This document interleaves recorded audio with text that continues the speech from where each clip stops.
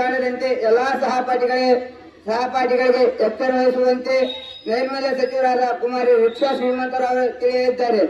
ಅದೇನಂತೆ ಶಾಲಾ ಆವರಣದಲ್ಲಿ ಮತ್ತು ಶಾಲಾ ಹೊರಗಿನ ಇರುವ ಗಿಡಗಳು ಬಾಡದಂತೆ ತೋಟಗಾರಿಕೆ ಮಂತ್ರಿ ಶ್ರದ್ಧಾವನ್ನಪ್ಪ ಕೆಲವು ಮಕ್ಕಳ ಗುಂಪುಗಳನ್ನು ಮಾಡಿ ಎಲ್ಲಾ ಗಿಡಗಳಿಗೆ ನೀರು ಹಾಕುವ ಕಾರ್ಯಕ್ರಮವನ್ನು ಮುಂದುವರಿಸುತ್ತಿದ್ದಾರೆ.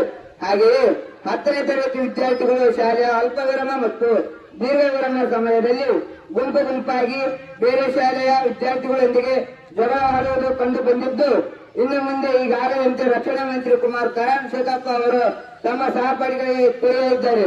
ಮುಂದುವರೆದಂತೆ ಕೆಲವು 10ನೇ ತರಗತಿಯ ವಿದ್ಯಾರ್ಥಿನಿಯರು ಮಧ್ಯಾಹ್ನದ ಬಿಸಿಯೂಟವನ್ನು ಸೇವನೆ ಮಾಡದೆ ಇರುವುದು ಕಂಡು ಬಂದಿದ್ದು, ಆರೋಗ್ಯದ ದೃಷ್ಟಿಯಿಂದ ಮಧ್ಯಾಹ್ನದ ಊಟ ಅವಶ್ಯಕವಾಗಿರುವುದರಿಂದ ಶುಚಿಯಾದ ಮಧ್ಯಾಹ್ನದ ಬಿಸಿಯೂಟವನ್ನು ಸೇವನೆ ಮಾಡುವಂತೆ ಎಲ್ಲಾ ವಿದ್ಯಾರ್ಥಿನಿಯರಿಗೆ ಆರೋಗ್ಯ ಸಚಿವರಾದ ಬೃಂದಾ ರಘುವೀರೆಲ್ಲರಿಗೂ ಹೇಳಿದ್ದಾರೆ.